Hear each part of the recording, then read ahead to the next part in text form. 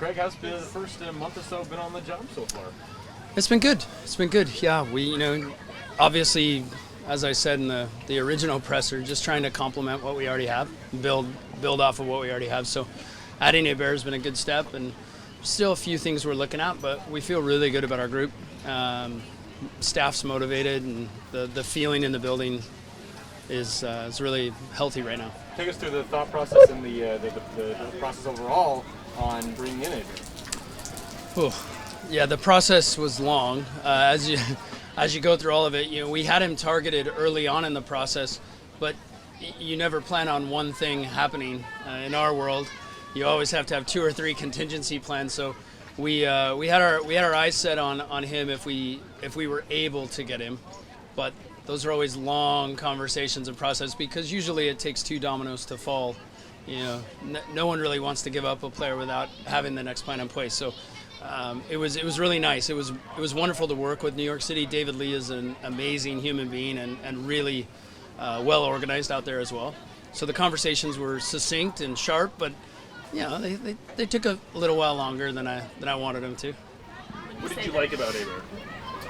Well, where we are with our roster, we want to challenge. We're trying to set up a roster that can have a challenge at every position. And Freddie Montero gave us some goal scoring. He gives us something different in the position, but he doesn't give us something similar. And so being able to give the coaches options on how to approach a game, how to play a game, is really important. We don't want to get to the middle of the year and have the conversation that we don't have options.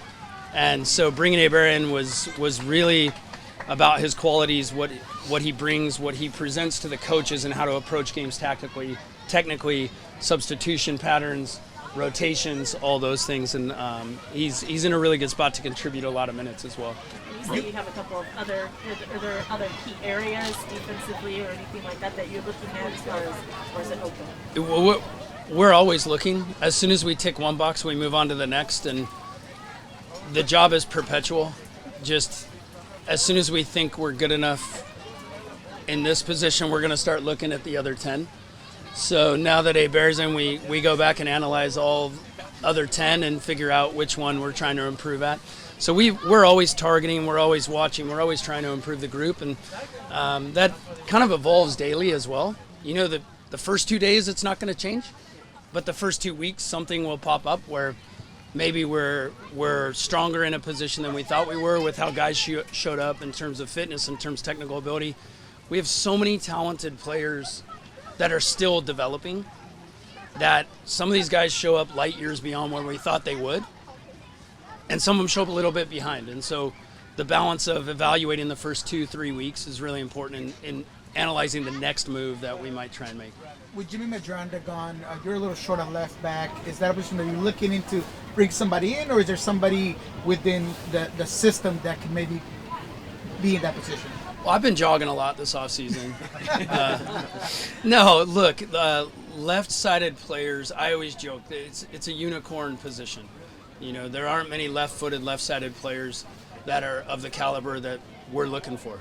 We're not looking for anyone. We're looking for very specific pieces. And so it's never fun to lose good left-sided pieces and players, but at the same time, it is part of the evolution of who we are and the salary cap and everything we exist in. So you'll never, ever hear me say we are satisfied on the left side of our team. We'll always be looking at left-sided players. They're the hardest to find, hardest to get, and hardest to develop as well. And so, that list, even back to Jada's question, like that list will always grow. From your seat, Greg, what's been the biggest challenge of getting ready for an actual competition that's 3.5 weeks after training camp opens? I think the biggest challenge is the fact that we only have 4 weeks to prepare for an official match. But, from my seat, that's pretty easy. I'm not going to be sitting on the sideline. I'll be sitting upstairs watching it like everyone else. The players have come in. They were remarkably responsible this offseason. I'm sure Brian touched on it. Our performance staff, our training staff did an amazing job with our group. Our players did an amazing job this offseason. The numbers that we're seeing over the first couple days are impressive in the way they took care of themselves. They obviously got the proper rest, but they also got the proper fitness on their own and assisted by our group. So hardest part is usually base fitness, especially we're talking 4 weeks. 4 weeks, and then we jump into 90-minute games against highly competitive teams. That's going to be hard to manage, but laying the groundwork and, you know, I think our staff is excited. I think the players are excited. I think right now the fact that we do have these games has also probably got the excitement level and the work rate a little bit beyond where it might be otherwise if it was a seven-week runway. How confident are you that the players who are going to have a significant role in the Club World Cup are already on the team? Oh, I like the way you worded that. I like our group, and I like our core, and I like our developing players as well. And I'm consistent in saying that not because I'm trying to fool anyone. I'm consistent in saying that because I think we do have enough talent to compete.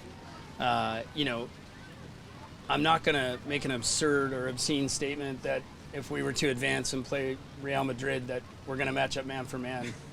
But at the same time, you know, we like our group, and we're going to look to add because, I mean, frankly, that's our job. And the coaches are never satisfied, which is good. Keeps us on our toes. As soon as we brought Héber in, I think we got 10 minutes of handshakes, and then it was, okay, well, what's next? And so we'll continue to look. But I think from the group you see today, that'll be the core we see in a month. Based on your expectations going into the offseason, has the league been more active or less active than you kind of expected? Trades, signings, that kind of activity? It's an interesting market, not only domestically but internationally. You know, I thought following the World Cup we'd see a lot more movement. It's typical after a World Cup to see a ton of movement internationally, domestically.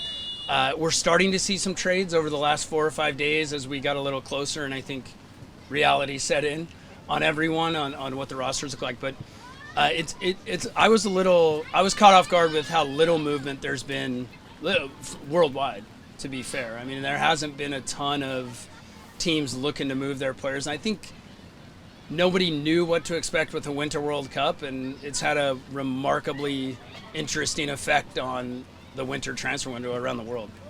You talked about the emerging talent that you have, and also that you're not afraid to use loans for some of that, or selling options as well.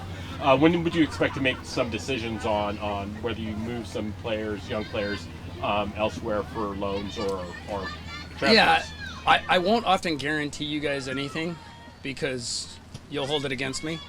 But we will have some movement. I mean, we need. Our developing players must play soccer to get better at soccer. It's fundamentally just has to happen. And we can't get caught up in thinking that we're going to develop every player just out here on this field. And so we'll have a little bit of movement. We'll have some players going out. Probably within the next 2 or 3 weeks, we'll have 1 or 2 guys going out because games are the most important thing right now in a lot of these young men's lives and careers. But we won't have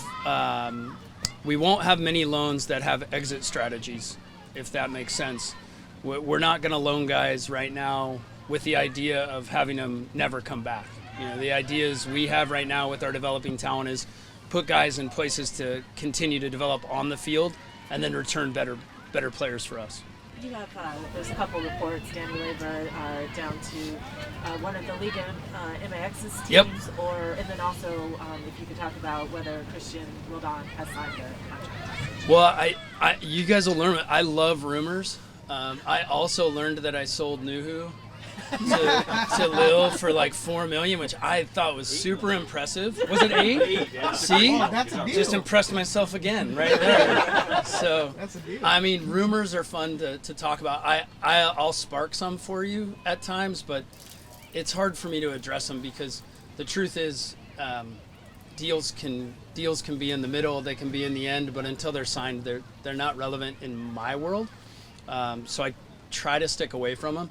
But look, every once in a while I'll throw a bone and lead you guys down a path. There was some good research done this offseason, and the last little tidbit I had, because you guys had the right name on paper. We just didn't get there with the player. Unfortunately, he was as good as we thought he was and made the made the World Cup team, and then his viewpoint changed. But there's going to be rumors surrounding our players, and we are a relevant team. We're a very good team. We have a lot of good players, and hopefully there are always rumors to talk about. Like with that, are you picking at a bone that deals with Danny, or? No, not necessarily just Danny. Okay. Speaking of which, can you talk about the Dineno, the Pumas player? Yeah. Yeah. I mean, I'd love if he would call me. He's a pretty darn good player. He's, look, we obviously saw him firsthand last year. And so anytime we can scout all we want, we can travel around the world and watch players, but when you get to see him against your own team, it always piques interest, and you can follow that trend anywhere in the world. Champions League and Europa League and Copa Lib and these tournaments, you see players transfer internationally a lot of times to teams they've played. And so exposure is everything, and we're no different. I call it the camp crush. You get to meet someone for a couple hours on a Saturday night, and Dineno's pretty good every time I've watched him anyway. So that door is still there. I'm not shutting it. How is is there a change in vibe or communication because y'all, the top leaders of the organization, are Washington based? Is there anything? We eat more apples. That's one thing we're dedicated to.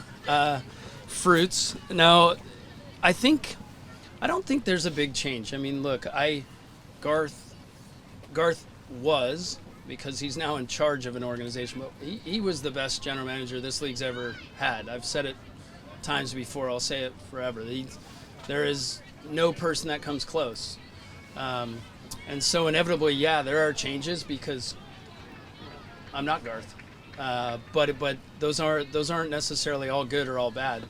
We're evolving, and I think we're having a good time with it. I think the vibe right now, for as far as I've seen and what I've heard in the locker room and in the coach's office, is everyone's really looking forward to this part of the evolution. It's never fun to lose, quote unquote, the best in anything, but now it's time for a few more of us to step up and pull on the string a little harder. So I don't think anyone has any fear about the objectives. The fan base and the media in Seattle keep us pretty darn honest in what we're supposed to accomplish. So, is there a positive, not a positive, but having the break or a change in the front office, and then also needing to get back to the playoffs? Is there a benefit in that quicker than maybe most, you can make a stamp on the team or on the organization as far as getting you guys back there with a good roster? Double-edged sword whenever you get a break. The players that went to the World Cup didn't get too much of a break. Coaches and the other guys got a lot of a break. And it's the first long break I think a lot of these coaches and players have had. For me, I had a pretty worthwhile sabbatical in between my stops before I came to Seattle. So I've been well rested, but I think they've all caught up to me now. I think just having the chance to have 2 or 3 weeks to themselves, to their families, to not have to spend in a small little room talking about what we're trying to accomplish has been really healthy for the players and the coaches. And I think we're seeing the emotional and the mental benefit of it right now. The first couple days have been more lively than I've been a part of a preseason in a long, long time. I think that has to do with the fact that we had some extended time off. But I don't want to celebrate that extended time off or try and have it again. So I'm glad we got it this year. I'll give you a softball here. Well, I like softball. Christian Roldan, if reports are accurate that he's signed a long extended deal, what do you see from him in terms of what he provides on and off the field and as a player, not just for today, but for an extended period of time? Well, I can talk to the fact that I was an assistant coach at Washington when we recruited Christian from Southern California. I saw Christian play in a high school game when we were recruiting him. So we go way back. His qualities go beyond the soccer field. There's a lot of leadership. There's a lot of lead by example with Christian, along with many of our other guys. Two of the guys at the front of the running the last 2 days are Nico and Christian. And both of them have a lot of qualities in common. there's so many good players, good people in this group that it's hard to single any of them out, to be completely honest. And that is not something I'm lost on. And in most teams, it's a lot easier to pick one person out. But I tell you, if I did single Christian out, he'd probably lecture me, because he'll be the first one to tell you this isn't about him. So to throw in another rumor that's been Love circling rumors, around, man. right? Let's go. Let's dance.